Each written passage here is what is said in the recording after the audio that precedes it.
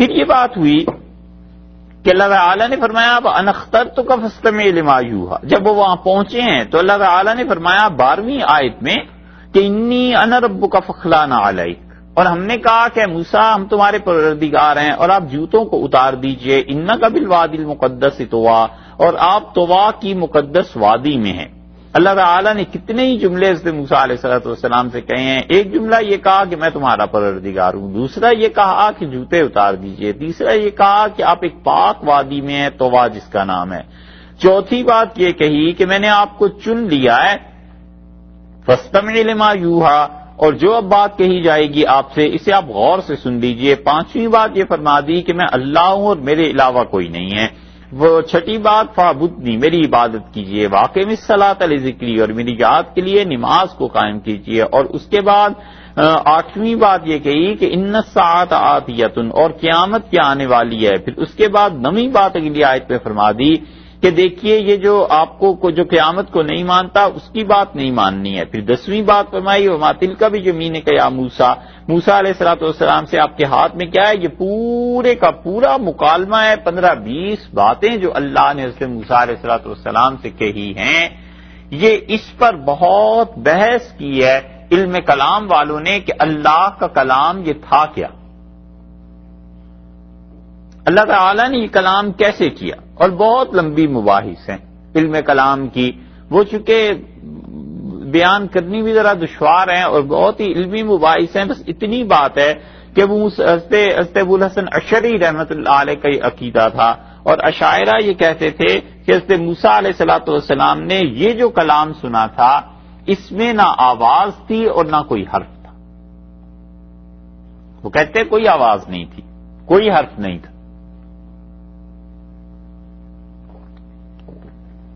مشکل یہ پیش آتی ہے کہ اگر کوئی آواز اور حرف نہیں تھا تو پھر کلام کیسا تھا، کیونکہ ہم تو آواز ہی کے ذریعے سنتے ہیں، ہم تو حروف کے ہی ذریعے سنتے ہیں.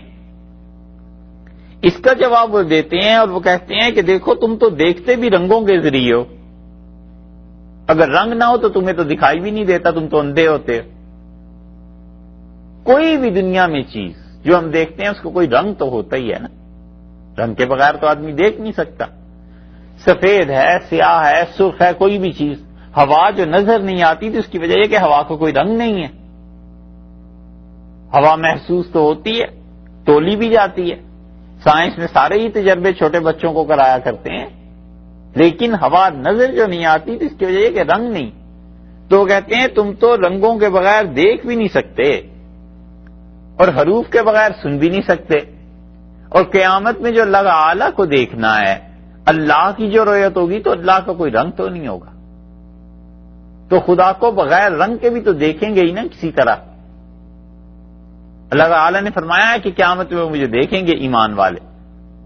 تو اللہ کا کوئی رنگ تو نہیں ہوگا کہ جسے متعین کریں کہ علیہ باللہ خدا کا فلاں رنگ ہے. تو وہ کہتے ہیں جس طرح قیامت کے دن ہم بغیر رنگ کے خدا کو دیکھیں گے، اسی طرح موسیٰ علیہ السلام نے دنیا میں بغیر حرف کے اور بغیر کلام کے اللہ کو سنا. بس یہ ہے اس کی مثال. تو وہ کہتے ہیں کہ اللہ تعالیٰ کا کلام قدیم ہے اور اللہ تعالیٰ کہ ہاں کوئی اس میں حرف نہیں تھے. البتہ ماوراء النہر کے جو علماء تھے حنفی، یہ کہتے تھے کہ اللہ تعالیٰ کا جو کلام تھا اس میں آواز تھی اور اللہ نے اس آواز کو درخت میں پیدا کر دیا. کیونکہ دوسری جگہ یہ آیا ہے کہ جیسے موسیٰ علیہ السلام کو وہ آواز درخت سے آئی تھی، اور انہوں نے اس آیت سے استدلال کیا ہے کہ اللہ تعالیٰ نے یہاں پر یہ فرمایا ہے کہ آگ تھی اور موسیٰ علیہ السلام آگ لینے پہنچے، اور جب اس آگ فلما آتا 11ویں آیت میں فرمایا جب اس آگ کے پاس پہنچے ہیں یا اس وادی میں نودیا یا موسیٰ، تو آواز دی گئی کہ اے موسیٰ علیہ السلام. تو وہ کہتے ہیں آگ کے پاس آنے پر اللہ نے آواز کو کہا ہے.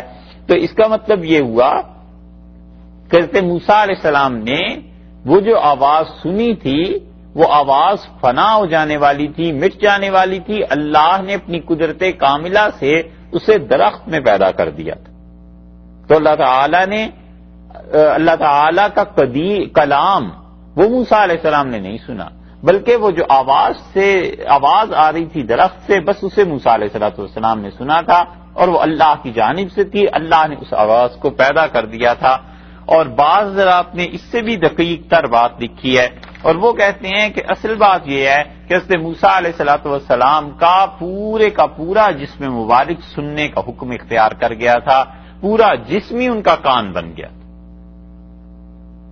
اور یہ ہوتا ہے، یہ جو لوگ صوفیہ کے ہاں مراقبات کرتے ہیں اور ذکر اذکار، اس میں ایک کیفیت ایسی آتی ہے کہ انسان کا پورا جسم اس پر ایک ہی حکم طاری ہو جاتا ہے، اور تب جا کر کہیں یہ چیزیں، اگر وہ بھی اس میں آدمی صحیح چیز پر قائم رہے تو پھر سمجھ میں آتی ہے کہ یہ چیزیں کیا۔ ایک تو چیز ہے آنکھ، جس کے ذریعے ہم دیکھتے ہیں، اور خود یہ دیکھنا کیا چیز ہے؟ آنکھ کس چیز کے ذریعے دیکھتی ہے؟ ہم کان کے ذریعے سنتے ہیں نا، تو خود جو سنتی ہے جو چیز سماعت، یہ کس ذریعے سے سنتی ہے؟ سوچا جائے کہ انسان اپنے حواس میں اس کے ذریعے علم کو حاصل کرتا ہے، خود یہ حواس کس ذریعے سے علم حاصل کرتے ہیں؟ بس یہ وہ چیز ہے جو تعالی شانہ کے ہاں ہے کہ حضرت موسیٰ علیہ السلام کا پورا جسم مبارک سننے لگ گیا تھا، اور اللہ نے حکم دیا اس بات کا کہ وہ جوتے اتاریں، اس لیے کہ انہیں کہا کہ آپ مقدس جگہ پر آ گئے ہیں، آپ پاک وادی میں آ گئے ہیں۔ جوتے اتارنے کو حکم اس لیے دیا گیا، یا تو کہ حضرت موسیٰ علیہ السلام پاک جگہ پر تھے، اور اللہ کا ارادہ یہ ہوا کہ اس جگہ کی پاک مٹی حضرت موسیٰ علیہ السلام کے جسم مبارک کو بھی لگے۔ اور رسول اللہ صلی اللہ علیہ وسلم مدینہ منورہ کی مٹی کے بارے میں کہتے تھے کہ کبھی کبھی کسی انسان کو جب دم کرتے تھے تو فرماتے تھے کہ بسم اللہ تربت ارضنا، اللہ کے نام کے ساتھ ہماری زمین کی مٹی، بریقت بازنا، ہمارا تھوک جب اس میں شامل ہو جائے، اور تھتکار دیتے تھے مٹی پہ، اور ارشاد فرماتے لیشفا سقیمنا باذن ربنا، اور یہ ہمارا تھوک اور اس شہر کی مٹی، یہ دونوں چیزیں مل کے اللہ کے حکم سے مریض کو شفا دے دیتی۔ مدینہ منورہ میں یہ کون سی وادی تھی جس کے متعلق رسول اللہ صلی اللہ علیہ وسلم فرمایا تھا کہ اس جگہ کی مٹی؟ جب تک عثمانیوں کا دور حکومت قائم رہا وہاں سے خاک شفا ملتی تھی، کیونکہ رسول اللہ صلی اللہ علیہ وسلم نے جس جگہ سے وہ مٹی اٹھائی تھی نا، اس پوری وادی کے متعلق بات یہی تھی کہ اس وادی کی مٹی جو ہے یہ ہے جو انسان کو شفا بخشتی ہے، دے دیتی ہے۔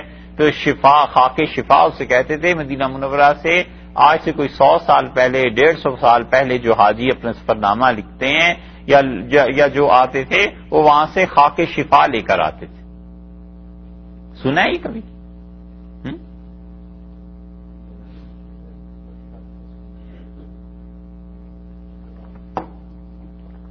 بکری سے بھی مٹی لاتے تھے، اس کی وجہ اور تھی کہ وہ پاک مٹی، یعنی وہاں تدفین ہوئی ہزاروں صحابہ رضی اللہ عنہ کی۔ لیکن ایک اور وادی تھی مدینہ منورہ میں، وہاں سے مٹی لایا کرتے تھے، اور سعودی حکومت جب آئی تو یہ سب چیزیں پھر ختم ہو گئی۔ حالانکہ ان سے پہلے جو فقہا تھے وہ ان چیزوں کو حدیث کی بنا پر ہی تسلیم کرتے تھے۔ تو رسول اللہ صلی اللہ علیہ وسلم کے ہاں بھی یہ تھا، اور موسیٰ علیہ السلام سے بھی کہا گیا کہ آپ پاک وادی میں آپ اپنے جوتے اتار دیجئے۔ اس میں مفسرین کہتے ہیں اس لیے کہ حضرت موسیٰ علیہ السلام کے پاؤں اس پاک مٹی کے ساتھ ملیں، اس پاک مٹی سے، اس پاک وادی پہ جس پہ اللہ کی تجلیات پڑی ہیں، حضرت موسیٰ علیہ السلام کو وہ مٹی لگے اور اس کی برکت ان کے پاؤں کے ذریعے ان کے جسم مبارک تک پہنچے۔ اور عبداللہ ابن مسعود رضی اللہ عنہ کی روایت آئی ہے کہ ترمذی میں کہ رسول اللہ صلی اللہ علیہ وسلم جس دن موسیٰ علیہ السلام نے اپنے پروردگار سے کلام کیا، یعنی جس دن اللہ کے ہاں وہ پہنچے ہیں، فرمایا کہ اس دن انہوں نے اون کی چادر پہنی ہوئی تھی اور اون کی قمیص جبہ بھی پہنا ہوا تھا، اور رسول اللہ صلی اللہ علیہ وسلم نے فرمایا کہ ان کا جو پاجامہ تھا، شلوار تھی، یہ بھی اون ہی کی بنی ہوئی تھی، اور آپ نے فرمایا کہ ان کے جو جوتے تھے، نالین جو انہوں نے پہنے ہوئے تھے، وہ تھے ایک گدھے کی کھال کے۔ تو گدھے کی کھال کے جوتے اس زمانے میں بنتے ہوں گے۔ بعض حضرات کا خیال یہ ہے کہ وہ چمڑا جو تھا وہ پاک نہیں کیا گیا تھا، اس چمڑے کو ویسے ہی لوگوں نے اس سے جوتے بنا دیے تھے. موسیٰ علیہ السلام نے جوتے پہن لیے تھے.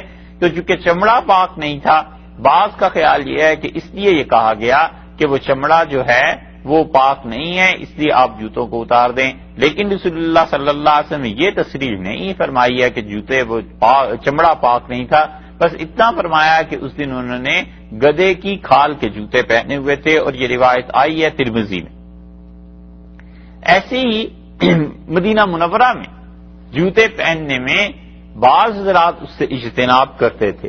امام مالک رحمۃ اللہ علیہ کے متعلق بھی آیا ہے کہ امام مالک رحمۃ اللہ علیہ مدینہ منورہ میں سواری پہ سوار نہیں ہوتے تھے، اور کہتے تھے کہ جس شہر میں رسول اللہ صلی اللہ علیہ وسلم چلتے رہے ہوں، اس شہر کی مٹی کو اور زمین کو میں اپنے جانور کے سموں سے رون دوں، مجھے اس سے حیا آتی ہے. یہ ایک طبعی بات تھی، ان کی محبت کا غلبہ تھا رسول اللہ صلی اللہ علیہ وسلم کا. یہ بات نہیں ہے کہ وہاں پر کوئی سواری پہ سوار ہونا ناجائز تھا. اگر ناجائز ہوتا تو اس سے بکر اور اس سے عمر رضی اللہ عنہما سوار نہ ہوتے، جبکہ ان کے متعلق صاف پتہ ہے کہ وہ جب اپنے گھروں سے نکلتے تھے تو سواریوں پر سوار ہوتے تھے. لیکن اپنے اپنے ذوق کی اور اپنے اپنے ایک تعلق کی بات ہے. یہ نہ ہی تو یہ کہا جا سکتا ہے کہ انہوں نے غلط کیا، اور نہ یہ کہا جا سکتا ہے کہ وہ کسی دوسرے کے لیے بھی قابل عمل تھا کہ ہر کوئی آدمی اسی طرح کرے. اپنے اپنے ذوق کی بات. بعض لوگ سیاہ رنگ کا جوتا نہیں پہنتے، کہتے ہیں اس سے حیا آتی ہے کہ بیت اللہ کا جو غلاف ہے وہ بھی سیاہ ہے. ٹھیک ہے، اچھی بات ہے، ان کی اپنی مرضی. لیکن یہ تھوڑا ہی ہے کہ وہ سب کو منع کریں کہ سیاہ جوتے نہ پہنا کرو. رسول اللہ صلی اللہ علیہ وسلم نے خود سیاہ رنگ کا موزہ استعمال کیا ہے، تو یہ جائز ہے. لیکن ایک طبعی چیز بسا اوقات ہوتی ہے تو وہ اس آدمی کے اپنے لیے تو جائز ہو سکتی ہے، اس کو ثواب بھی ملے گا ادب کی وجہ سے، احترام کی وجہ سے. لیکن اس سے یہ مسئلہ ثابت نہیں ہو جائے گا کہ دوسرے سارے لوگ بھی اس کی پیروی کیا کریں. تو امام مالک رحمۃ اللہ علیہ کے متعلق آتا ہے کہ وہ مدینہ منورہ کا اتنا احترام اور اتنا اکرام کرتے تھے. اب جوتوں کے ساتھ نماز پڑھنے کی جو روایات آئی ہیں وہ بھی بہت سی. حدیث میں آیا ہے رسول اللہ صلی اللہ علیہ وسلم جوتوں سمیت بھی نماز پڑھتے تھے، کیونکہ جوتے پاک ہوتے تھے. صحرا تھی، کوئی آج کل کا دور تھوڑا ہی تھا، پختہ سڑکیں نہیں بنی ہوئی تھی، تو صحرا میں چلنے میں جوتے پاک ہو جاتے تھے. اور سے ابو سعید رضی اللہ عنہ کی روایت میں آیا ہے کہ رسول اللہ صلی اللہ علیہ وسلم نماز پڑھا رہے تھے، اور ابو داؤد میں آتا ہے کہ آپ نے نماز پڑھتے ہوئے اپنے جوتے اتار دیے اور ایک طرف کو رکھ دیے. اور رسول اللہ صلی اللہ علیہ وسلم کے دیکھا دیکھی صحابہ رضی اللہ عنہ نے بھی اپنے جوتے اتارے اور نماز میں ایک طرف کو انہوں نے رکھ دیے.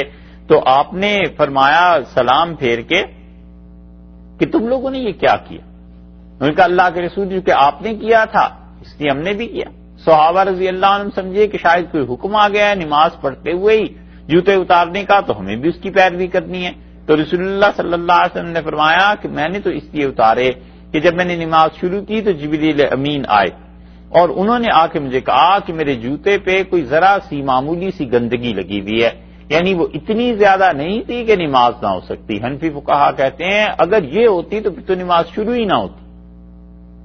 وہ اتنی کم مقدار میں تھی کہ نماز اس سے ٹھیک ہو گئی تھی. لیکن رسول اللہ صلی اللہ علیہ وسلم کا مقام اور مرتبہ ایسا تھا کہ اتنی بھی گوارا نہیں کی گئی. تو آپ نے فرمایا جبریل نے مجھے آ کے بتایا تھا، میں نے تو اس لیے جوتوں کو اتار دیا تھا، اور تم میں سے کوئی شخص مسجد میں آئے اور وہ دیکھے کہ اس کے جوتے ناپاک ہیں تو فرمایا انہیں رگڑ لے، ریت پہ مل لے، اور جوتے اس کے پاک ہو جائیں گے تو نماز بھی ہو جائے گی. یہ رسول اللہ صلی اللہ علیہ وسلم نے تلقین کی.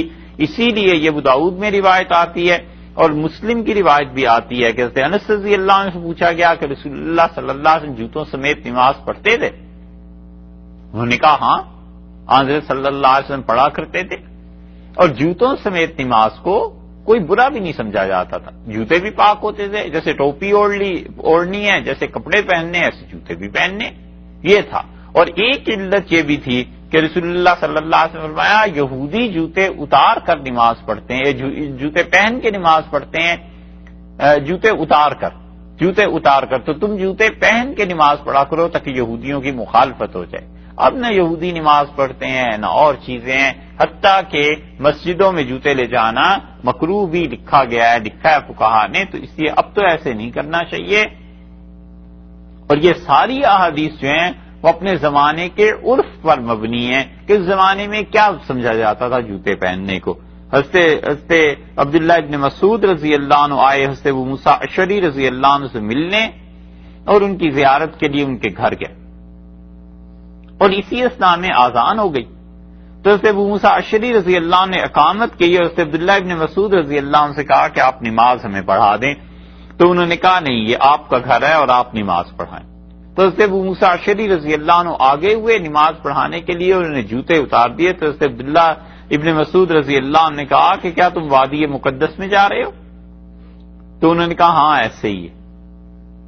تو حضرت ابن مسعود رضی اللہ عنہ کا اشارہ اسی طرف تھا کہ موسیٰ علیہ السلام جب گئے تھے تو انہوں نے جوتے اتارے تھے، تمہیں کیا ضرورت پیش آ گئی؟ تو انہوں نے کہا ہاں ایسے ہی ہے، یعنی مطلب یہ کہ اللہ کے حضور میں تو جا ہی رہا ہوں، وہاں بھی تو وہ اللہ ہی کے پاس گئے تھے، اللہ تعالیٰ نہیں فرمایا تھا ان سے کہ جوتے اتار دو. تو اس لیے جوتوں سمیت نماز پڑھ لینا ہے اصل میں جائز، لیکن ہمارے عرف میں چونکہ اچھا نہیں سمجھا جاتا، ادب کے خلاف سمجھا جاتا ہے، اس لیے اسے مکروہ لکھا ہے.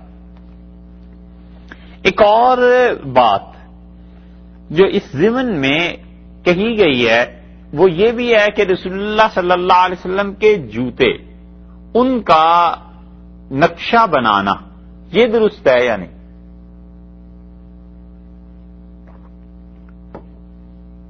کیونکہ رسول اللہ صلی اللہ علیہ وسلم کے جوتوں کی کچھ تفصیلات حدیث میں آئی ہیں، اور محققین کہتے ہیں کہ رسول اللہ صلی اللہ علیہ وسلم کے جوتوں کا نقشہ نہ بنایا جائے. حدیث میں مثلا یہ آیا ہے کہ اس کا تلا کیسا ہوتا تھا، حدیث میں یہ آیا ہے کہ اس پہ تسمے کتنے لگے ہوئے ہوتے تھے، باندھتے کیسے تھے. تو محققین نے یہ بات کہی ہے کہ رسول اللہ صلی اللہ علیہ وسلم کے جوتوں کی شبیہ یا نقشہ یا عکس اس کا نہ بنایا جائے.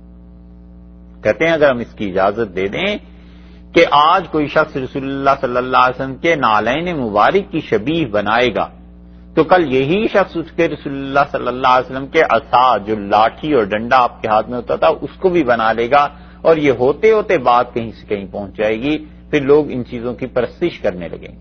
اور یہ جن فقہا نے رائے دی ہے، مفتی کفایت اللہ صاحب رحمۃ اللہ علیہ ہندوستان میں، انہوں نے اس کی مخالفت میں لکھا بھی تھا، اور اپنے وقت کے بہت بڑے لوگوں سے ان کی خط و کتابت بھی اس سلسلے میں ہوئی، اور حضرت کا موقف بالکل درست تھا. اس کی وجہ یہ ہے کہ آپ اہل تشیع کے یہاں دیکھیں، یہ جو تعزیے نکلتے ہیں اور یہ شبیہ حسن جو نکلتی ہے اور شبیہ حسین جو نکلتی ہے رضی اللہ عنہ، یہ دراصل شروع یہیں سے ہوئی تھی کہ کربلا میں ایسا تعزیہ تھا، کربلا میں ایسا دلدل گیا تھا، کربلا میں ایسا گھوڑا تھا. ان سب چیزوں کو کرتے کرتے اب یہ لوگ ان چیزوں کی بہت سے فرقے ان میں عبادت میں پہنچ گئے ہیں، یہاں تک کہ جب یہ دلدل اور تعزیے نکلتے ہیں تو عورتیں جا کے ان کے نیچے سے گزرتی ہیں، ان کے ساتھ جا کر چیزیں باندھتی ہیں، اپنے دوپٹے اور مختلف چیزیں، وہ اللہ کے ساتھ علیہ باللہ شرک کرنے کے کام بھی کر جاتی ہیں کبھی کبھی. تو یہ سب چیزیں اس گمراہی کی بنیاد یہیں سے شروع ہوئی تھی. اس لیے محققین کہتے ہیں کہ رسول اللہ صلی اللہ علیہ وسلم کے جوتوں کا عکس اور شبیہ نہ بنائی جائے. اور اس سے زیادہ ظلم وہ کرتے ہیں جو رسول اللہ صلی اللہ علیہ وسلم کے جوتوں کا عکس بناتے ہیں پھر اس پہ قرآن کی آیات لکھتے ہیں. یہ حرکت اس سے زیادہ شنیع ہے اور بےہودگی ہے، نہیں کرنا چاہیے. کئی جگہ پہ ہم نے دیکھا ہے نبی کریم صلی اللہ علیہ وسلم کے جوتے بنے ہوئے ہیں اور ان جوتوں پہ قرآنی آیات لکھی ہوئی ہیں اور ان جوتوں پہ مختلف اللہ کے نام لکھے ہوئے ہیں. یہ بہت غلط بات ہے. اس کی وجہ یہ ہے کہ یہ صراحتاً توہین ہے. حضرت صلی اللہ علیہ وسلم کے کوئی اصل جوتے تھوڑے ہی، اور اصل جوتے بھی ہوتے رسول اللہ صلی اللہ علیہ وسلم کے، تو کیا قرآن کی آیات ان پہ لکھنا درست ہو جاتا؟ سوچنے کی باتیں یہ ساری. یہ سب بدعات کے راستے ایسے ہی کھلتے ہیں، اور انہی بدعتیوں میں سے اب جو پیدا ہوئے ہیں بہت سے بدعتیوں کی یہ حرکت ہے کہ جہاں یہ بیٹھتے ہیں اوپر رسول اللہ صلی اللہ علیہ وسلم کے جوتوں کی تصویر لگا دیتے ہیں، اور وہ اتنا نہیں جانتے کہ محققین نے اسے منع کیا ہے. اس لیے کہ جتنے ایسے بدعتیوں کو ہم نے دیکھا جن کے مشائخ، جن کے اساتذہ، جن کے بڑے لوگ، بڑے اللہ والے اور بڑے نیک انسان تھے، مگر یہ خود جاہل ہیں، کوئی علم نہیں ان بدعتیوں کو، کوئی کتاب کو چھونا نہیں، اپنے علاوہ کسی کی بات سننی ہی نہیں، ضدی قسم کے، اور وہ سمجھتے ہیں یہ کہ رسول اللہ صلی اللہ علیہ وسلم کے پاؤں میں بیٹھے ہوئے ہیں، اور حضرت صلی اللہ علیہ وسلم کا جوتا مبارک جو ہے وہ ان کے سر پہ ہے۔ یہ سب باتیں حد سے بڑھی ہوئی ہیں، اور یہ ان بدعتیوں کے ہاں بہت زیادہ ہو گئی ہیں، جن کے مشائخ اور جن کے اساتذہ بڑے اچھے تھے، اپنے زمانے کے اکابر اولیاء اللہ میں سے تھے، مگر اب یہ جو نسل آئی ہے ان لوگوں نے حد سے زیادہ یہ حرکتیں کرنی شروع کر دی ہیں، حتیٰ کہ اللہ کا نام اور آیات اس پہ لکھتے ہیں رسول اللہ صلی اللہ علیہ وسلم کے جوتوں پہ، اور یہ بات صحیح نہیں۔ بعض لوگ اس کی دلیل بھی دیتے ہیں اور کہتے ہیں کہ حضرت عمر رضی اللہ عنہ کے ہاں جو گھوڑے پائے جاتے تھے اس پر یہ لکھا ہوا تھا کہ حضرت عمر رضی اللہ عنہ لکھوا دیا تھا کہ حبیث فی سبیل اللہ، ان گھوڑوں کی ران پہ لکھوا دیتے تھے، مہر لگوا دیتے تھے کہ حبیث فی سبیل اللہ، اللہ کی راہ میں یہ گھوڑے وقف کیے گئے، یعنی گورنمنٹ کا مال ہے، فوج کے لیے وقف ہے۔ اور کہتے ہیں چونکہ اللہ کا نام حضرت عمر رضی اللہ عنہ نے گھوڑے کی رانوں پہ لکھوا دیا، اس لیے اگر ہم لکھ دیتے ہیں اس پہ کہ الصلاۃ والسلام علیک یا رسول اللہ، یا قرآن کی کوئی آیت لکھ دیتے ہیں تو کیا فرق پڑتا ہے؟ حضرت عمر رضی اللہ عنہ نے زندہ گھوڑوں کی ران پہ لکھوا دیا۔ حالانکہ سوچنے کی بات سب سے پہلے یہ ہے کہ یہ کہاں سے ثابت ہو جاتا ہے کہ حضرت عمر رضی اللہ عنہ نے گھوڑوں کی ران پہ جو لکھوایا تھا تو وہ اندر ہی کا حصہ تھا جو ناپاک ہوتا تھا، گھوڑوں کے پیشاب سے، لید سے رانے بالکل ناپاک ہوتی ہیں گھوڑوں کی، تو کیا وہاں لکھواتے تھے؟ حضرت عمر رضی اللہ عنہ جیسے فقیہ انسان، اگر یہ روایت ثابت بھی ہو جائے تو سیدنا عمر رضی اللہ عنہ کے متعلق ہم یہی کہہ سکتے ہیں کہ گھوڑوں کی پیٹھ جو ہوتی تھی، پشت جو ہوتی تھی، اوپر کا جو حصہ تھا اس پہ مور ٹھپا لگتا تھا گورنمنٹ کی طرف سے کہ یہ اللہ کی راہ میں گھوڑا وقف ہو گیا ہے، سرکاری گھوڑا ہے۔ یہ ضروری ہے کہ اندر ہی کی طرف تصور اس کو کیا جائے۔ اور پھر مصیبت یہ بھی ہے کہ یہ بات ثابت بھی نہیں، بعض فقہا نے اس روایت کو لکھا ہے، اور جن فقہا نے بھی لکھا ہے فتاوی بزازیہ میں یہ آیا ہے، اور اسی طرح شامی رحمت اللہ علیہ نے بھی اس کو نقل کر دیا ہے، لیکن یہ چیز حدیث کی کسی کتاب میں صحیح طور پر نہیں آئی کہ حضرت عمر رضی اللہ عنہ نے ایسی بات کی ہو، اور بلکہ حضرت عمر رضی اللہ عنہ سے بعید ہے، بہت دور ہے کہ اللہ کے نام کو وہ اس طرح لکھ دیتے ہوں کہ اس پہ گھوڑوں کا پیشاب بھی پڑتا اور لید بھی پڑتی۔ فقہا کبھی کبھی یہ جو چیزیں نقل کر دیتے ہیں نا، تو فقہ کی کتابوں میں جہاں احادیث آتی ہیں اس نقل میں تسامح ہو جاتا ہے، وہ نقل کبھی کبھی درست نہیں ہوتی، اس لیے کہ فقہا پر فقہ کا غلبہ تھا اور حدیث کی طرف بعض فقہا کی توجہ کم ہوئی ہے، تو وہ احادیث جو ہیں وہ ٹھیک بھی نہیں ہوتی، وہ لکھ دیتے ہیں بس۔ یہ شامی میں ایک جگہ مل جائے گا کہ رسول اللہ صلی اللہ علیہ وسلم نے فرمایا آدم علیہ الصلوۃ والسلام کو مجھ پہ فخر ہے کہ میں ان کی اولاد میں سے ہوں، اور مجھ پہ تمام انبیاء علیہ السلام جو ہیں وہ فخر کرتے ہیں، اور میں اپنی امت میں امام ابو حنیفہ رحمۃ اللہ علیہ پہ فخر کروں گا۔ اب یہ حدیث لکھی ہوئی تو مل جائے گی، لیکن شامی نے خود کہا ہے، شامی نے جب اس کی شرح لکھی ہے تو کہتے ہیں اس کی سند میں بہت جھوٹے لوگ ہیں، رسول اللہ صلی اللہ علیہ وسلم نے ایسی چیز کہی نہیں۔ اور ملا علی قاری رحمۃ اللہ علیہ الاسرار المرفوعہ ان کی کتاب ہے، انہوں نے اسی حدیث کو نقل کیا ہے، اور وہ کہتے ہیں کہ رسول اللہ صلی اللہ علیہ وسلم سے کوئی بات ایسی ثابت نہیں ہے جو انہوں نے امام ابو حنیفہ رحمۃ اللہ علیہ کے متعلق کہی ہو، مگر اس سے پہلے لوگوں کو دیکھیں تو انہوں نے کتنی چیزیں لکھی۔ اس لیے فقہا جب کسی حدیث کو بغیر حوالے کے لکھ دیں، اور شرط یہ ہے کہ وہ حدیث عام کتابیں جو حدیث کی مشہور کتابیں ان میں نہ پائی جائے اور کوئی صحیح سند اس حدیث کی نہ ہو، تو فقط اور فقط ان فقہا کا لکھ دینا یہ دلیل کے لیے کافی نہیں ہو جاتا۔ فتاوی عالمگیری میں لکھا ہے کہ قرآن پاک کو ان کپڑوں پر لکھنا منع ہے جن کپڑوں کو بچھایا جاتا ہے۔ دسترخوان ہے، بعض اوقات دسترخوان پہ بسم اللہ لکھ دیتے ہیں، چھپ جاتی ہے، یہ جائز نہیں ہے، اس لیے کہ اسے بچھایا گیا ہے زمین پہ تو وہ ایک طرح سے بسم اللہ کی توہین کے مترادف ہو جاتا ہے، اسی لیے عالمگیری میں لکھا ہے کہ یہ چیزیں مکروہ ہیں، یہ درست نہیں۔ اور دوسری بات جو وہ کہتے ہیں کہ بلکہ اسی میں فقہا نے لکھا ہے کہ جو شخص قرآن پاک کی کسی بھی آیت کو اور اللہ کے نام کو گندگی پر پھینک دے، تو فقہا کہتے ہیں وہ کافر ہو جائے گا، اس لیے کہ وجہ کیا آخر گندگی پہ پھینکنے کی؟ اس کو یا تو اس انسان کو خیال ہی نہیں رہا، جب خیال ہی نہیں رہا اس انسان کو تو کبیرہ گناہ کا ارتکاب کیا، اور جان بوجھ کے پھینکا ہے تو اس کا مطلب ہے اس کے دل میں اللہ کی عزت، ادب اور احترام نہیں ہے، وہ یہ کرنے میں کفر کا ارتکاب کرتا ہے۔ تو حضرت عمر رضی اللہ عنہ سے یہ روایت لانا کہ ایسی گندگی کی جگہ پہ حضرت عمر رضی اللہ عنہ گھوڑوں میں لکھوا دیتے تھے، یہ ممکن نہیں۔ اور پھر اس پہ استدلال یہ کہ جوتوں پر بھی اللہ کا نام لکھ دیا جائے، یہ اللہ کے ناموں کی توہین ہے، خدا اپنی پناہ میں رکھے اس جہالت سے۔ دوسری روایت وہ لاتے ہیں کہ حضرت سعید ابن جبیر رحمۃ اللہ علیہ نے کہا کہ میں عبداللہ ابن عباس رضی اللہ عنہ کے پاس پڑھنے جاتا تھا اور کاغذ جب ختم ہو جاتے تھے لکھنے کے لیے تو میں رسول اللہ صلی اللہ علیہ وسلم کی حدیث کو اپنے جوتوں پہ لکھ لیا کرتا تھا۔ اب یہ کہنے کو یہ بیان کرتے ہیں اور کہتے ہیں جی جب حدیث جوتوں پہ لکھی جا سکتی ہے تو جوتوں پہ اللہ کا نام کیوں نہیں لکھا جا سکتا رسول اللہ صلی اللہ علیہ وسلم کے جوتوں پہ؟ حالانکہ یہ بات بھی غلط ہے، سرے سے یہ بات ہے ہی نہیں کہ جیسے سعید ابن جبیر رحمۃ اللہ علیہ ایسی باتیں کہتے ہوں یا لکھتے ہوں، کیونکہ جوتوں پہ اللہ کا نام لکھنا، رسول اللہ صلی اللہ علیہ وسلم کا نام لکھنا، یہ صحابہ اور تابعین رضی اللہ عنہم اتنا موٹا مسئلہ بھی نہیں جانتے ہوں گے کہ یہ کفر ہے، یہ خدا کی توہین ہے، اس کے ناموں کی توہین ہے۔ اس لیے جو لوگوں نے لکھ دی ہے پچھلے یہ سمجھ بیٹھے ہیں کہ بالکل ٹھیک ہے، تو وہ یہ اپنے لیے کہتے ہیں، حالانکہ اس پہ ذہبی رحمۃ اللہ علیہ نے بحث کی ہے، اور ذہبی اور حافظ ابن حجر اسقلانی رحمۃ اللہ علیہ دونوں اس کی تردید کرتے ہیں، اور وہ کہتے ہیں یہ بات درست نہیں ہے کہ سعید ابن جبیر رحمۃ اللہ علیہ جوتوں پہ حدیث لکھ لیتے تھے یا ایسی چیزیں، بلکہ یہ فلاں فلاں کا جھوٹ ہے جو اس نے بولا تھا سعید بن جبیر رحمۃ اللہ علیہ کے متعلق، اور آگے لوگوں نے نقل کر دی ہے۔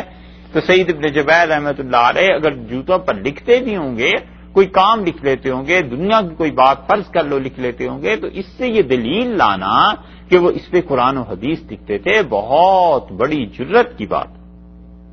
فقہا نے لکھا ہے، عالمگیری میں لکھا ہے کہ مسجد میں جوتے پہن کے داخل ہونا مکروہ ہے، اس لیے کہ ہمارے عرف میں جوتوں سمیت مسجد میں جانا ادب کے خلاف سمجھا جاتا ہے، تو اس لیے یہ کہا جائے گا کہ رسول اللہ صلی اللہ علیہ وسلم کے جوتے جو تھے ان کا عکس لے کر اس عکس پر پھر لکھنا اللہ کا نام یا قرآن کی آیات یا الصلاۃ والسلام علیک یا رسول اللہ، یہ ساری چیزیں توہین پر مشتمل ہیں۔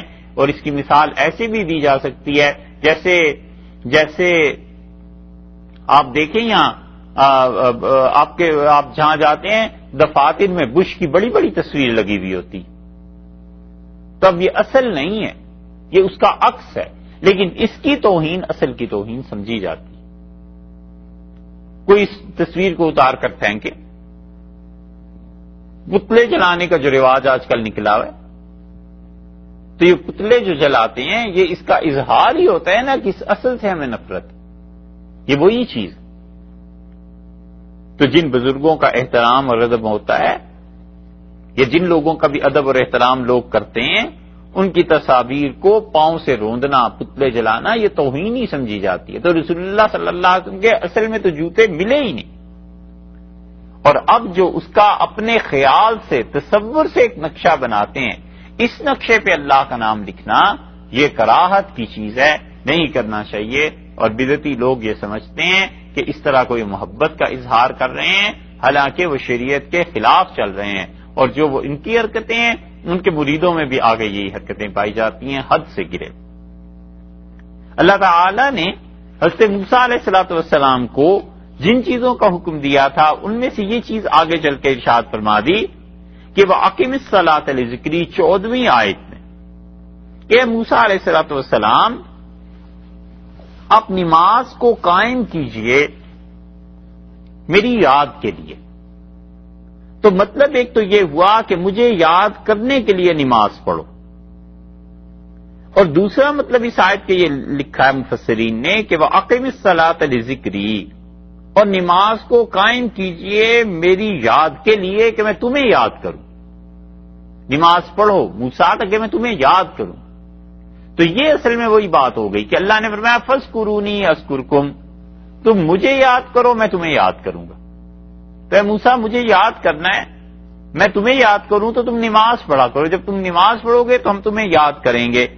اور اسی لیے سے انس رضی اللہ عنہ کہتے ہیں کہ رسول اللہ صلی اللہ علیہ وسلم فرمایا مسلم کی روایت، یہ حدیث جو ہے اسے یاد رکھنا چاہیے، مسلم کی روایت میں آتا ہے اس امت میں اب ایک اور گمراہی چل پڑی ہے، اور خاص طور پہ امریکہ اور کینیڈا میں بہت جگہ سننے پہ آتا ہے کہ قضا نمازیں کوئی نہیں، قضا نماز پڑھنے کی ضرورت ہی نہیں، محض استغفار کافی ہے، بس اللہ سے معافی مانگو، عمر بھر کی نمازیں بھی اگر قضا ہو گئی ہیں تو ان کی قضا نہیں پڑھنی۔ حالانکہ صحیح مسلم کی روایت میں آتا ہے، اور یہ وہ لوگ کہتے ہیں جو بظاہر دعویٰ کرتے ہیں کہ جی ہم تو بس حدیث کو مانتے ہیں، تو انہوں نے مسلم کی یہ روایت کبھی نہیں پڑھی۔ صحیح مسلم کی روایت میں آیا ہے، حضرت انس رضی اللہ عنہ کہتے ہیں کہ رسول اللہ صلی اللہ علیہ وسلم جو شخص نماز پڑھنا بھول گیا یا نماز کے وقت میں وہ سویا رہا، نیند غالب آ گئی،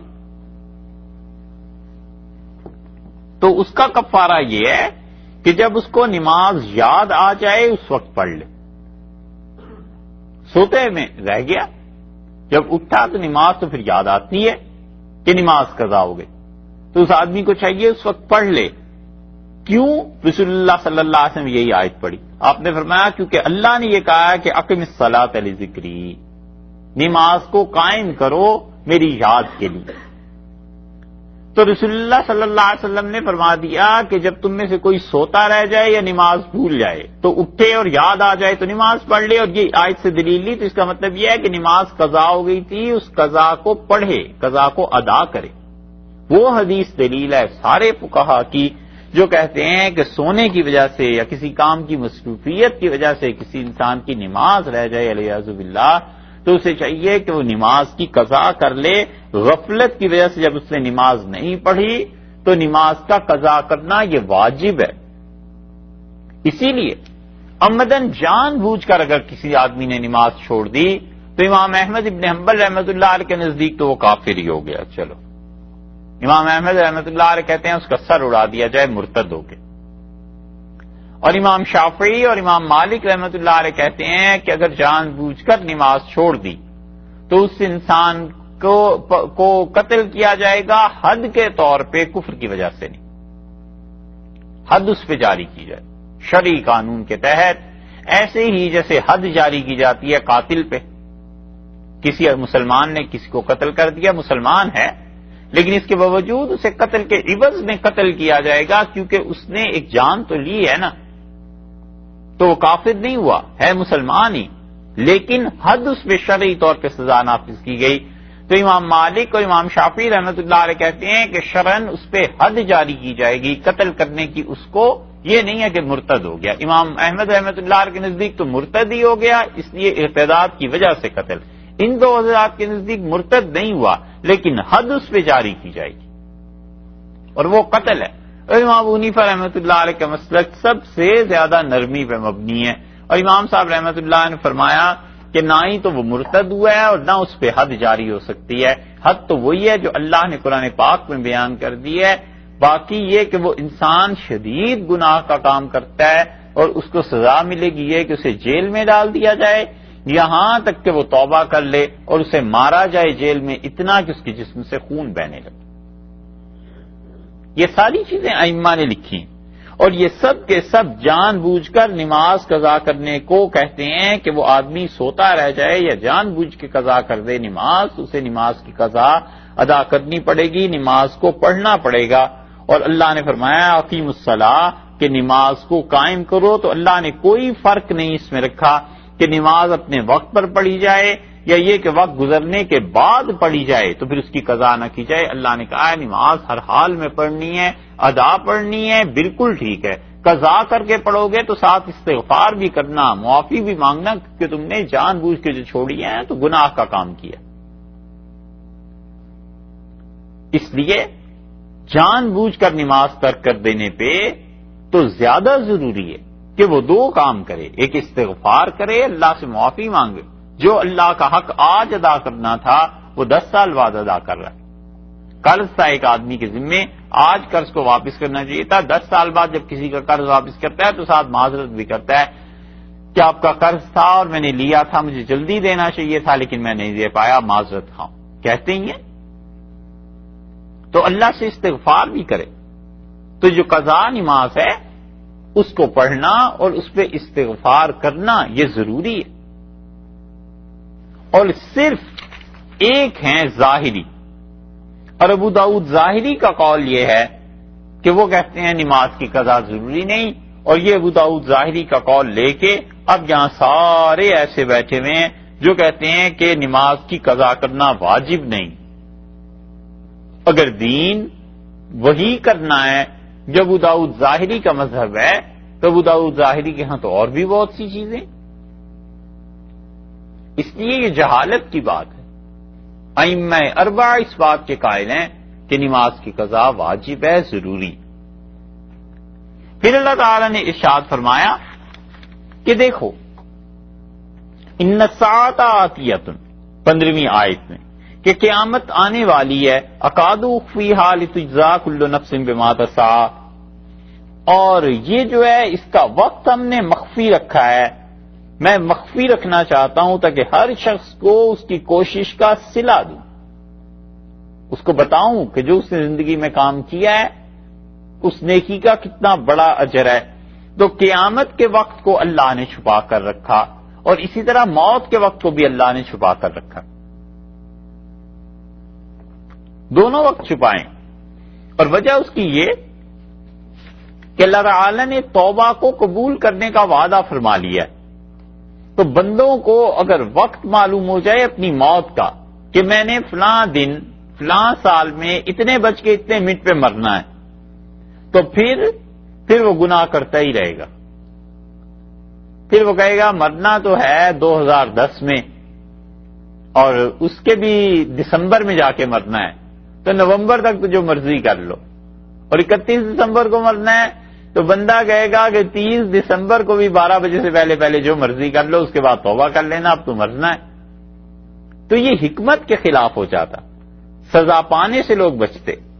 تو بندوں کو موت کے وقت پر اطلاع کرنا در حقیقت ان کو گناہ پہ ابھارنا ہے کہ مرنے میں تو اتنے سال پڑے، کرتے رہو جو کرنا ہے.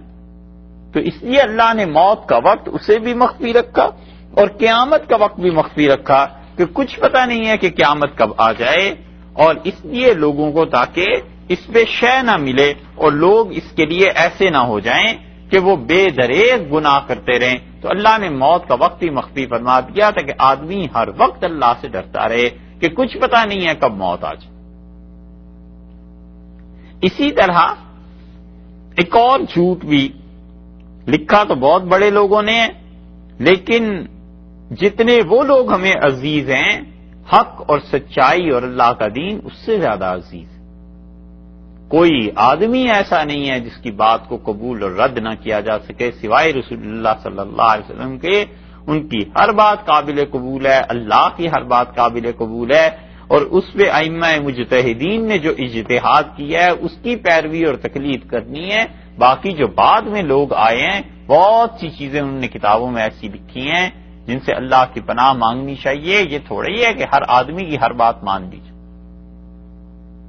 اللہ تعالی نے یہاں پر جو ارشاد فرمایا ہے اس سورہ طٰہٰ کی 17ویں آیت میں کہ وَمَا تِلْكَ بِيَمِينِكَ يَا مُوسَىٰ، اے موسیٰ علیہ الصلوۃ والسلام آپ کے دائیں ہاتھ میں کیا ہے؟ قَالَ هِيَ عَصَايَ، انہوں نے کہا اللہ یہ میری لاٹھی ہے، اتوکأ علیہا میں اس پر ٹیک لگا لیتا ہوں یعنی جب تھک جاتا ہوں، وأحش بها علی غنمی اور اللہ اس کے ذریعے میں اپنی بکریوں کو چراتا ہوں، ولی فیہا معارب اخرى اور اللہ اس میں میرے لیے اور بہت سے کام ہیں.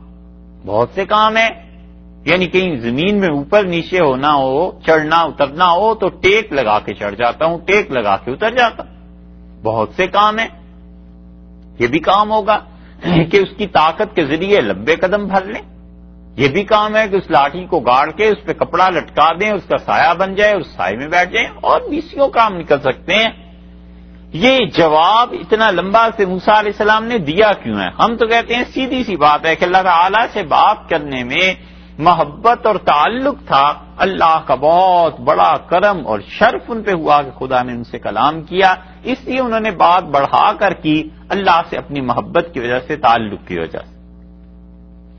لکھنے والے جتنے بھی بڑے ہوں انہوں نے لکھا کہ معراج کی رات کو رسول اللہ صلی اللہ علیہ وسلم کی اور موسیٰ علیہ السلام کی ملاقات ہوئی. تو موسیٰ علیہ السلام نے پوچھا کہ آپ نے یہ جو کہا ہے کہ میری امت کے علماء بنی اسرائیل کے انبیاء علیہ السلام جیسے ہوں گے، یہ کیسے ہو سکتا ہے؟ یعنی آپ کی امت کے علماء میرے جو امت تھی اس کے انبیاء علیہ السلام جیسے کیسے ہو سکتے ہیں؟ تو اس موقع پہ امام غزالی رحمۃ اللہ علیہ آ گئے. ہے تو جھوٹ ہی سارا، سنتے جاؤ. پھر امام غزالی رحمۃ اللہ نے حضرت موسیٰ علیہ السلام سے کو جواب دے دیا، اور انہوں نے جب سلام کیا تو رحمۃ اللہ علیہ والسلام علیکم ورحمۃ اللہ علیہ وبرکاتہ ومغفرتہ یہ سارے لفظ پڑھتے چلے گئے. تو حضرت موسیٰ علیہ السلام نے فرمایا کہ تم غزالی اتنا لمبا جواب دیتے ہو. تو غزالی نے کہا کہ اللہ نے بھی تو آپ سے ایک بات پوچھی تھی کہ تمہارے دائیں ہاتھ میں کیا لاٹھی، تو آپ نے بھی تو اتنا ہی لمبا جواب دیا تھا. تو رسول اللہ صلی اللہ علیہ وسلم نے فرمایا غزالی ادب کو سیکھو، احترام سے بات کرو. یہ سب جھوٹ ہے، چاہے کوئی بھی لکھنے والے ہیں اس کے. سوچنا چاہیے امام غزالی رحمۃ اللہ علیہ کتنے ہی بڑے آدمی کیوں نہ ہوں، یہ حضرت موسیٰ علیہ السلام ہے، خدا کے نبی. اور رسول اللہ صلی اللہ علیہ وسلم کو تلقین کرنی پڑی کہ امام غزالی کو کہ ادب سے کام لو. موسیٰ علیہ السلام ہے نبوت، اور پھر بھی موسیٰ علیہ السلام کی نبوت کوئی معمولی چیز ہے، کوئی کھیل تماشے تھوڑے ہی ہیں یہ. اور امام غزالی رحمۃ اللہ علیہ وہاں کہاں سے آ گئے تھے؟ یہ ایسے ہی ہے جیسے کچھ لوگوں نے یہ گھڑ لیا کہ اللہ تعالیٰ کے پاس جب ملاقات کے لیے گئے رسول اللہ صلی اللہ علیہ وسلم معراج میں تو پردے ہٹے، اور جب غور کیا رسول اللہ صلی اللہ علیہ وسلم نے تو وہاں تو سیدنا علی رضی اللہ عنہ آگے بیٹھے ہوئے تھے. پھر ان کو رد کرنے والے بھی پیچھے نہیں رہے. انہوں نے کہا رسول اللہ صلی اللہ علیہ وسلم جب وہاں گئے تو آواز جو آئی تھی کہ السلام علیکم، اور رسول اللہ صلی اللہ علیہ وسلم کہا تو وہ آواز تھے بکر رضی اللہ عنہ کی. یہ سب ان لوگوں کی باتیں ہیں جن کے دلوں میں ذرا خدا کا خوف نہیں تھا اور ادب اور احترام سے عاری تھے. اللہ کا معاملہ اور رسول اللہ صلی اللہ علیہ وسلم کا معاملہ اور سیدنا موسیٰ علیہ السلام کا معاملہ کوئی بچوں کے کھیل ہیں؟ وہ رسالت ہے، نبوت ہے بھائی. اور پوری دنیا کے اولیاء اللہ مل جائیں تو نبوت کے جوتوں تک نہیں پہنچتے. نبوت اتنی بڑی چیز ہے، رسالت اتنی بڑی چیز ہے کہ اس کے ذریعے لاکھوں اور کروڑوں لوگ جنت اور جہنم میں جاتے ہیں. اس کا انکار کر کے اس کے اثبات اور اقرار سے جنت میں جاتے ہیں. رسالت اتنا بڑا راستہ ہے، اللہ نے لوگوں کو کھینچے ہی اس کے ذریعے اپنی طرف ہے. اس کو ایسے بچوں کی طرح بیان کرنا یہ سخت بے احتیاطی کی باتیں ہیں. اسی میں سے وہ بات ہے کہ وہی حضرت جبریل امین لے کے آئے تھے اور وہ بعد میں انہیں پتا چلا کہ وہ غلط چلے گئے رسول اللہ صلی اللہ علیہ وسلم کے پاس، اور انہیں سیدنا علی رضی اللہ عنہ کے پاس جانا. اور خیر سے پتہ بھی 24 سال کے بعد پتا چلا جب رسول اللہ صلی اللہ علیہ وسلم کا انتقال ہوا تب انہیں پتا چلا کہ وہی تو ادھر گئی تھی ادھر نہیں. تو یہ جبریل امین سے زیادہ اعتراض اس ذات پر آتا ہے جس ذات نے انہیں منع بھی نہیں کیا کہ ہم نے کہاں بھیجا تھا اور تم کہاں لے گئے. علیہ باللہ. اور اتنی بات کرتے ہوئے یہ بھی خیال نہیں آتا کہ یہودیوں نے ایک اعتراض کیا کہ جبریل کیوں لائے ہیں بھائی، میکائیل کیوں نہیں لائے؟ میکائیل لے آتے تو اچھا ہوتا. اللہ تعالیٰ نے اتنے شدید لفظ نازل کیے. اللہ نے کہا کل من کان عدو لجبریل، ان سے پوچھ کون ہے جو جبریل کا دشمن بنتا ہے؟ جو دشمن ہے جبریل کا وہ میرا بھی دشمن ہے، ہم اس کے دشمن. تو اللہ تعالیٰ کو اتنی غیرت ہے کہ جس کو ہم نے بھیجا ہے وہی دے کے تم اس کے متعلق انگلی اٹھاتے. تو اس پہ خدا کو کوئی غیرت نہیں آتی ہوگی ان جملوں پہ کہ سیدنا علی رضی اللہ عنہ کی طرف وہی آنی تھی، جبریل امین بھول گئے اور رسول اللہ صلی اللہ علیہ وسلم کی طرف لے گئے. علی عز باللہ. یہ سب ایسے لوگوں کی باتیں ہیں جنہیں قدر نہیں ہوئی نبوت کی اور ان کا دل اس سے عاری رہا ہے کہ نبوت کتنا بڑا مقام. یہاں سے موسیٰ علیہ السلام نے پھر دعا مانگی اور آگے چل کے 28ویں آیت میں یہ بات آ گئی کہ یفقہوا قولی. انہوں نے کہا پروردگار واحلل عقدۃ من لسانی، اللہ میری زبان سے گرہ کو ہٹا دیجیے، یفقہوا قولی، تاکہ وہ لوگ میری بات کو سمجھ جائیں کہ میں کیا کہہ رہا ہوں. لغت میں فقہ کا معنی ہے فہم، گہری سمجھ، اور عرف میں شریعت کا علم مراد ہے. تو جس آدمی کو شریعت کا علم حاصل ہو اس کو فقیہ کہتے ہیں، جو فتویٰ دے سکے. اور اسی لیے امام ابو حنیفہ رحمۃ اللہ نے فرمایا فقہ کی تعریف میں کہ معرفت النفس، اپنے جان کے لیے اتنا پہچان لینا کہ ما لہ و ما علیہا، کس چیز سے شرعی طور پہ اسے نفع پہنچے گا اور کس چیز سے نقصان پہنچے گا. انہوں نے فرمایا کہ یہ ہے فقہ، یعنی شریعت کے احکامات کو عملی طور پر جو علم ان احکام کے دلائل سے ہو وہ فقہ. شریعت کو عملاً سمجھ لینا کہ میرے لیے کیا چیز اچھی ہے، کیا چیز بری ہے، کیا چیز مجھے آخرت اور دنیا میں نفع دے گی اور کون سا کام مجھے کرنا نقصان دے گا، اس کو حاصل کر لینے کا نام فقہ، یعنی گہری سمجھ. تو اس لیے حضرت موسیٰ علیہ الصلوۃ والسلام نے اللہ تعالیٰ سے گویا یہ بات طلب کی. انہوں نے کہا کہ اے اللہ اس طرح کر دیجئے کہ یہ لوگ میری بات کو سمجھنے لگے.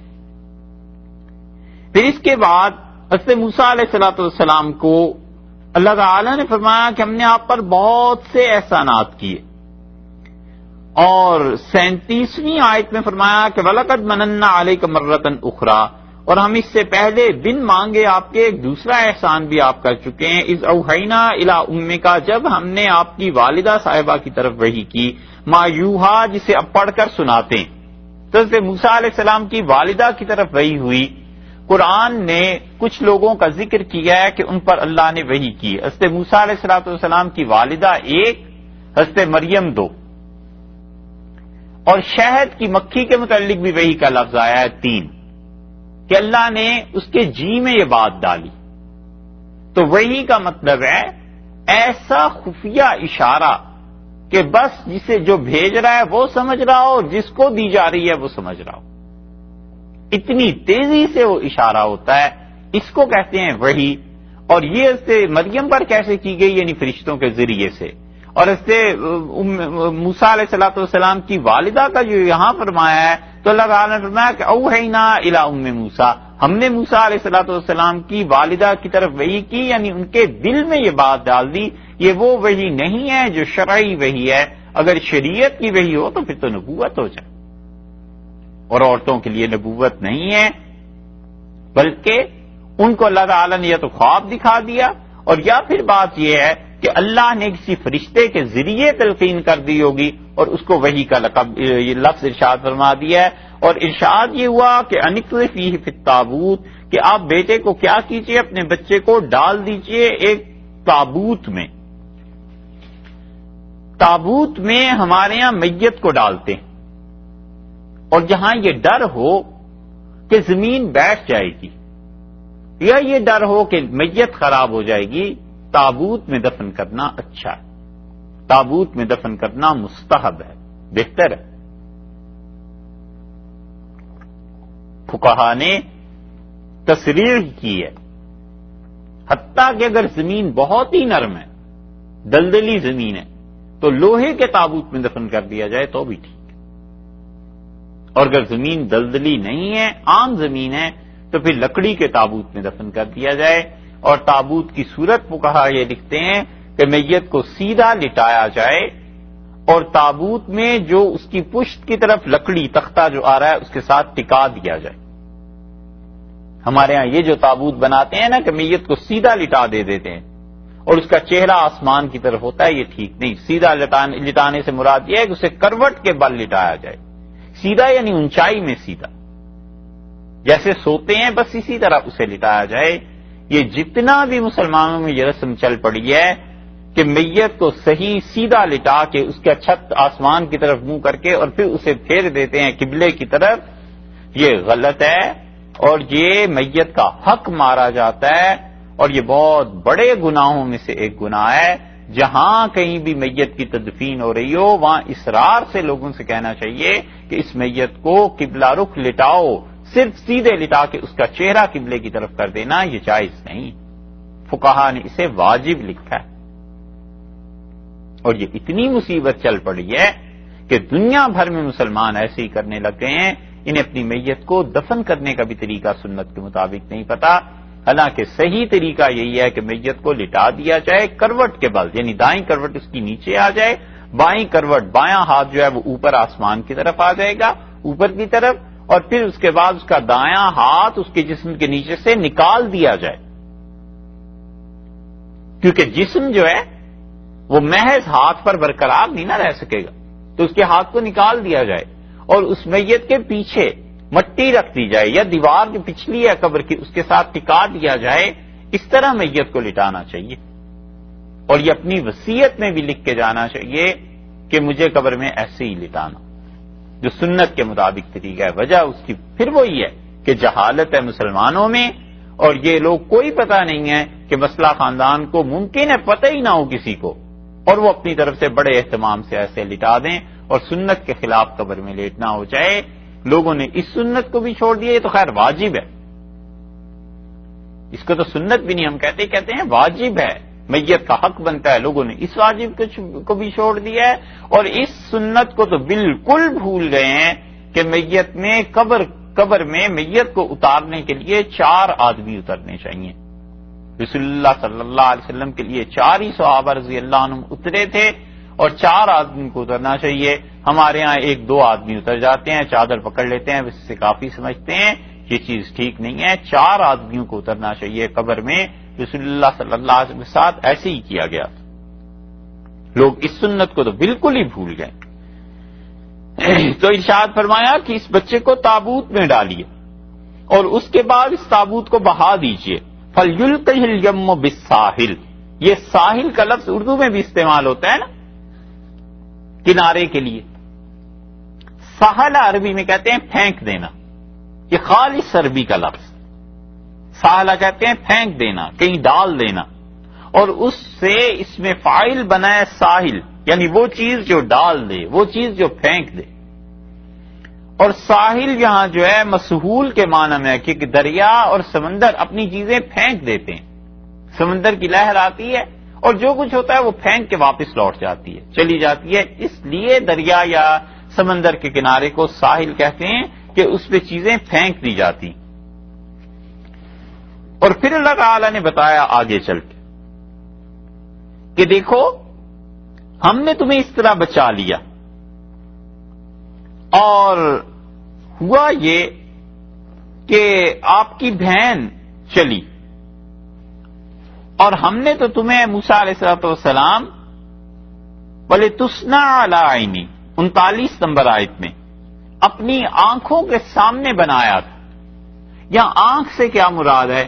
ایک تو مراد یہ ہو سکتی ہے، مفسرین نے علم مراد لیا ہے، یعنی مطلب یہ ہے کہ جو شخص کسی چیز کا علم رکھتا ہے تو وہ اس چیز کی پوری حفاظت بھی کرتا ہے۔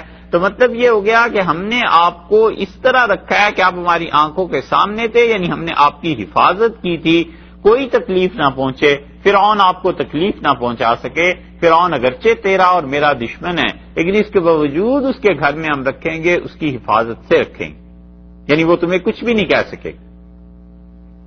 اور دوسری مراد یہ ہے کہ علم، کہ موسیٰ علیہ السلام آپ ہر وقت ہمارے علم میں تھے، تمہارے تمام افعال، تمام کام ہمارے علم میں تھے، تو تم ہم سے دور نہیں تھے، ہم ہر فعل اور ہر قول تمہارا اس پر نگاہ رکھے ہوئے تھے۔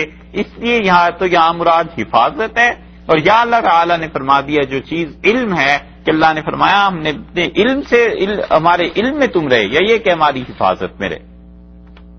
اور اس کے بعد اللہ تعالی نے پھر سے موسیٰ علیہ السلام کا ذکر کیا ہے، اور 45 نمبر آیت میں یہ ارشاد فرمایا اللہ تعالی نے کہ موسیٰ علیہ السلام اور ہارون علیہ السلام دونوں نے مجھ سے دعا کی اور کہا ربنا اننا نخاف ان یفرط علینا، اللہ ہمیں ڈر ہے کہ یہ جو فرعون جس کی طرف آپ بھیج رہے ہیں کہیں ایسے نہ ہو کہ پروردگار یفرط علینا، ہم پر کوئی زیادتی کرے، او ان یطغا، یا دوسری چیز یہ کہی کہ اے اللہ اس بات کا ڈر ہے کہ وہ سرکشی کرے۔